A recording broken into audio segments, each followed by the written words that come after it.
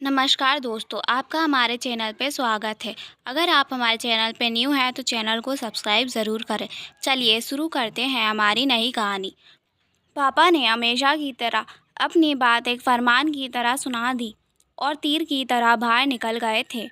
उनके फरमान के अनुसार उनके बड़े भाई यानी ताऊजी के एक दोस्त की बेटी हमारे यहाँ रहने आ रही थी। उसकी यहाँ एक कंपनी में नौकरी लगी थी और कंपनी वाले उसे क्वार्टर दे तब तक वहाँ हमारे यहाँ रहने वाली थी।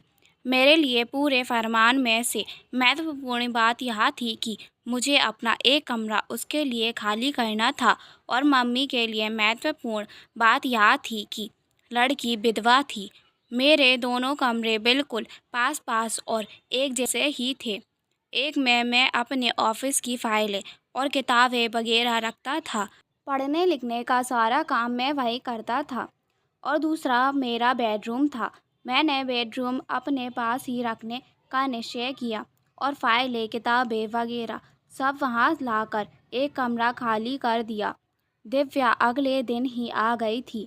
वह मेरी हम उम्र ही थी। एक बार उसे देखते ही चेहरा परिचित सा लगा था, मानो ये आंखें या बाल कहीं देख रखे थे। पर उससे बात करने पर शीघ्र ही मेरा यह भ्रम दूर हो गया, क्योंकि हमारी यह पहली ही मुलाकात थी। दिव्या ने न केवल बहुत जल्दी अपना कमरा जमा लिया, बल्कि हम घर वालों के दिलों में भी अपने लिए जगह बना ली। वह वाकई बहुत संस्कारी और मधुर स्वभाव की लड़की थी। बातों ही बातों में मैं जान गया था कि वह व्यावसायिक रूप से भी बहुत कुशल थी। मम्मी को उसका विधवा होते हुए भी पाश्चात्य लिबास पहनना अकर रहा था, लेकिन उसने बातों बातों में मम्मी के मन की यह फांस भी निकाल दी थी। दिव्या ने बताया कि पहले वह साड़ी और सूट ही पहनती थी, पर उनके साथ बिंदी चूड़ी का अभाव तुरंत ही उसके विधवा होने का प्रमाण प्रस्तुत कर जाता था और ना चाहते हुए भी उसे लोगों की आंखों में अपने लिए सहानुभूति और बेचारगी के भाव देखने पड़ते थे, जो उस जैसी स्वाभिमानी युवती को कतई गवारा नहीं था। इसीलिए उसने पाश्चात्य परिधान पहनने आरंभ कर दिए थे। कम उम्र में इतने बड़े अनुभवों ने उसे जिंदगी के कई छोटे बड़े सबक सिखाकर परिपक्व बना दिया था। हम उसकी भावनाएं समझते थे, इसीलिए घर में कोई भी उसके विगत के भाव नहीं कुरेदता था। उसे सम्मान देते देते मैं शायद मन ही मन कहीं उसे चाहने भी लगा था। मम्मी और दिव्या की नज़रें ये चाहत के भाव पड़ चुकी थी और इससे अपनी सहमति भी वे समय समय पर जाहिर कर देती थी। मसलन दिव्या की मौजूदगी में ही मम्मी मेरी शादी का जिक्र छेड़ देती थी। अब तो घर में बहू आ ही जानी चाहिए। हमारे पास नामचीन घरानों से रिश्ते आ रहे हैं। बेटी तू ही इसे समझा कि समय रहते उनमें से कोई चुन ले, और हाँ, तेरी जान पहचान में भी कोई करण के लायक हो तो हमें ज़रूर बताना। दिव्या इस कटु सत्य से परिचित थी कि घर की मालकिन की नज़रों में वह कितनी भी अच्छी क्यों ना हो, मगर उसका विधवा होना उसके सर पर ऐसा बदनुमा दाग है कि वह उसे कभी इस घर की बहू नहीं स्वीकारेंगे। इसीलिए वह हमेशा मर्यादा की सीमा रेखा में ही बनी रहती। मैं चाहकर भी उस सीमा रेखा को लांघने का साहस नहीं कर पाता था। उस दिन मैं ऑफिस के लिए निकलने को ही था कि अचानक तेज बारिश शुरू हो गई। मैं छाता लेने वापस कमरे की ओर आ गया तो ध्यान अचानक ही दिव्या के कमरे की ओर चला गया। वह ऑफिस निकल चुकी थी और बालकनी में सुखाए उसके कपड़े भीग रहे थे। हम दोनों भले ही कितना ही घुल मिल गए थे, पर एक दूसरे के कमरे में नहीं जाते थे। मेरे पाँव अनायास ही उसके कमरे में से होते हुए उसकी बालकनी में पहुंच गए। मैंने फटाफट सारे कपड़े समेटे और उसके कमरे में लाकर फैलाने लगा। इस उपक्रम में तकिया हटाया तो उसके नीचे दबे कुछ पन्ने स्वतः ही फड़फड़ाकर उड़ने लगे। उन्हें झुककर उठाने लगा तो लगा बिजली के नंगे तार से छू गया हूँ। पास रखी कुर्सी को ना पकड़ लिया होता तो वहीं गिर पड़ता। वे खत थे, मेरे अपने हाथों से लिखे गए खत। ये खत इस लड़की के पास कहाँ से आए? ये तो मुझसे विक्रम ने लिखवाए थे, अपनी मंगेतर के लिए। अपनी मंगेतर मतलब दिव्या विक्रम की विधवा है। विक्रम मतलब विक्रम अब इस दुनिया में नहीं है। Oh no! मैंने कांपते हाथों से खत वापस तकिए के नीचे दबा दिए। मैं अपने चकराते सिर को थामे बाहर निकल आया था। घर से ऑफिस तक के रास्ते में विगत का घटनाक्रम तेजी से मेरी आंखों के सम्मुख सिनेमाई रील की भांति घूमता रहा। विक्रम और मैं कॉलेज में अच्छे दोस्त थे। मैं पढ़ाई में बहुत अच्छा था और वह काम चलाऊ नंबरों से पास हो जाता था। अंतिम वर्ष की पढ़ाई खत्म होने को थी, तभी उसका रिश्ता कहीं पक्का हो गया था। इतनी भी क्या जल्दी है यार, मैंने उसे छेड़ा था। लड़की के माँ बाप नहीं हैं और मामा जल्द शादी कर निपटाना चाहते हैं, विक्रम ने स्पष्ट किया था।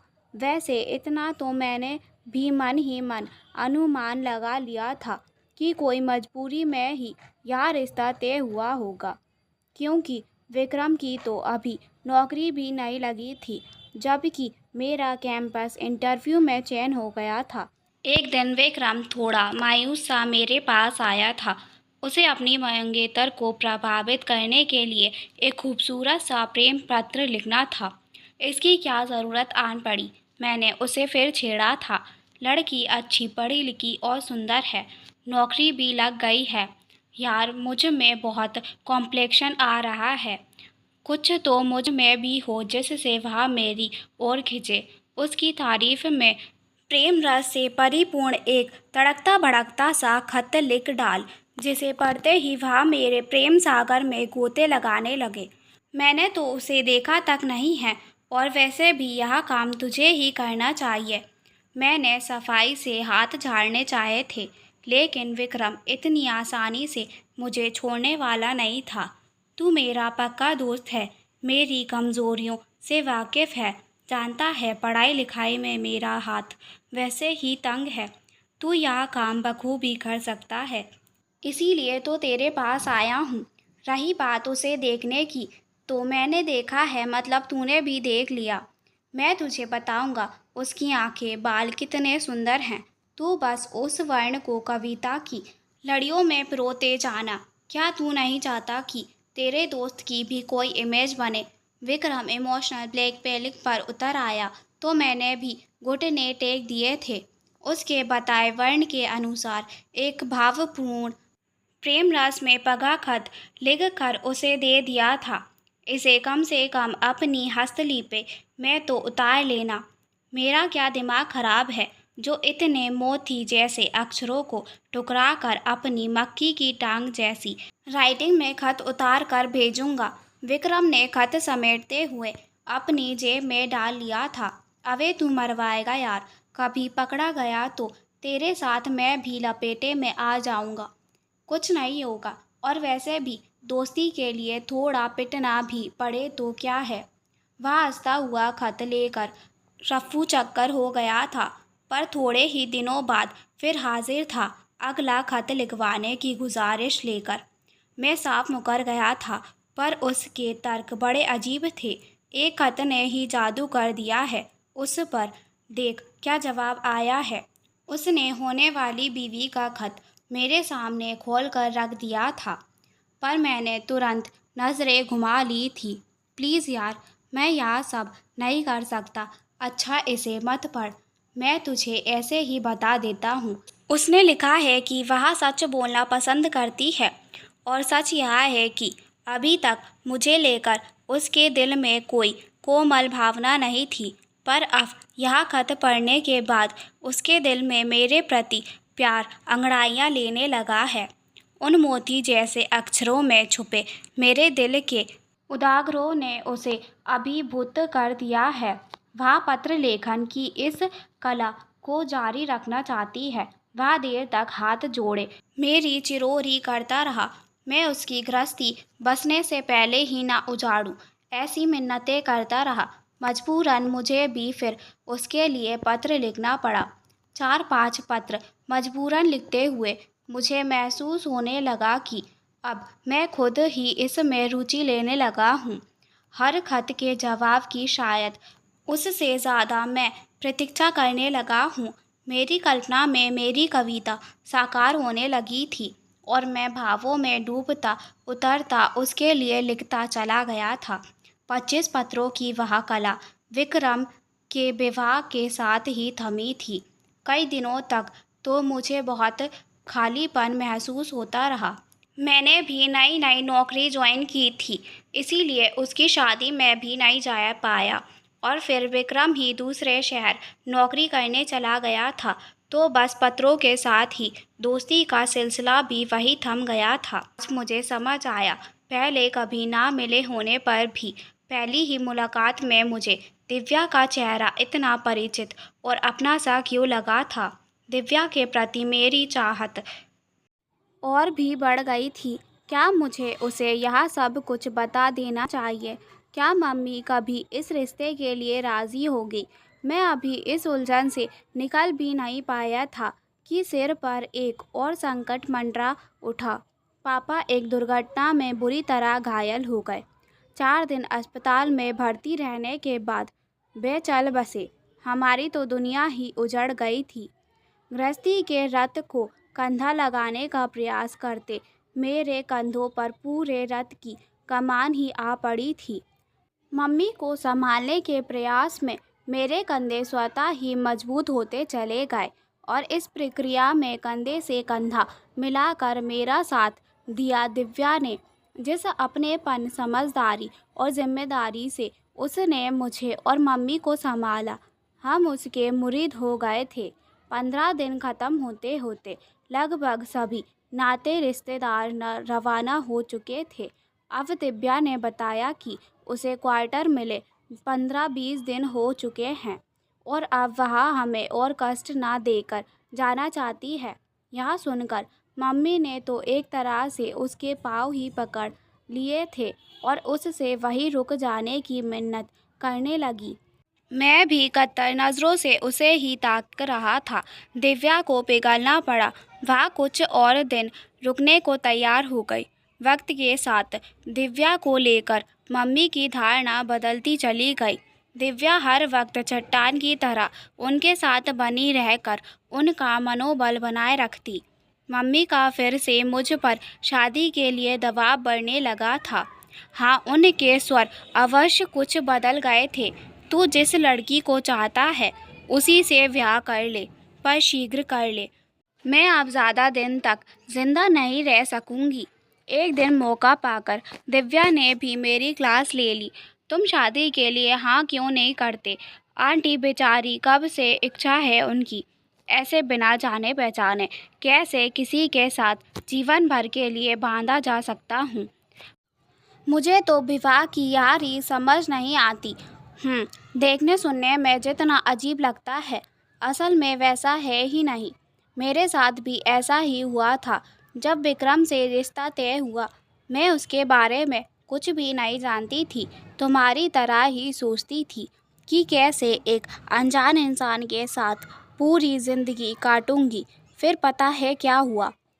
हमारे बीच खतों का कुछ ऐसा सिलसिला चल निकला कि बिना मिले ही हम एक दूसरे को इतना समझने चाहने लगे जैसे पिछले कई जन्मों से एक दूसरे को जानते हों।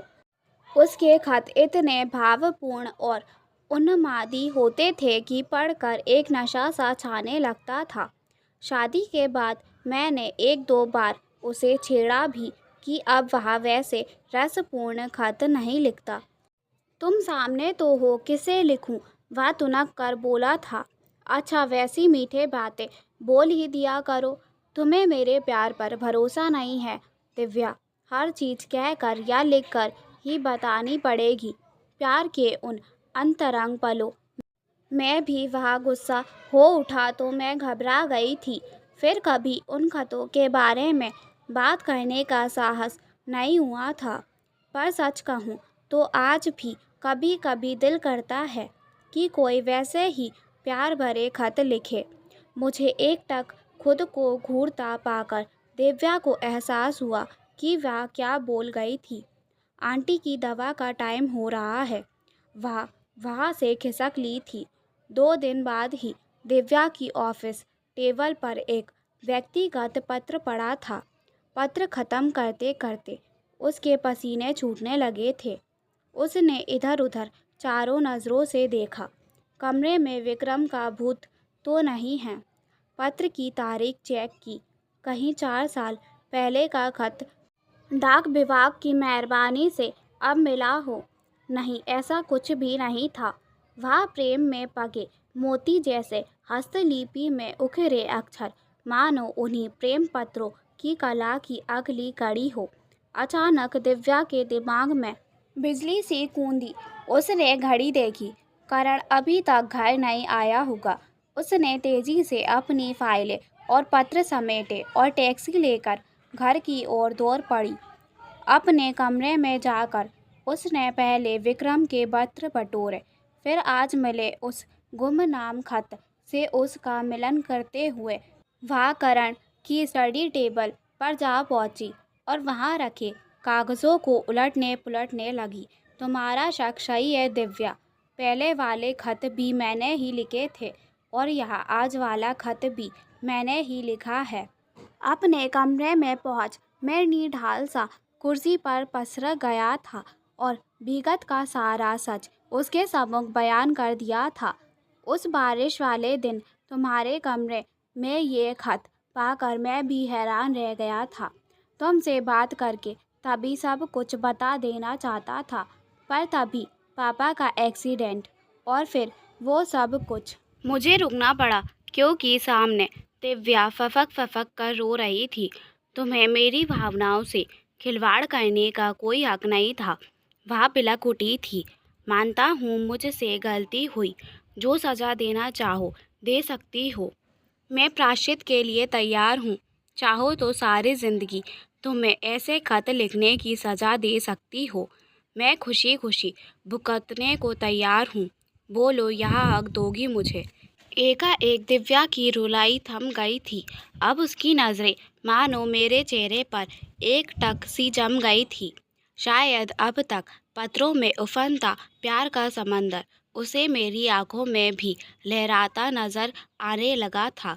दिव्या के चेहरे पर उभर रही हया की लाली पल प्रति पल गहराती जा रही थी।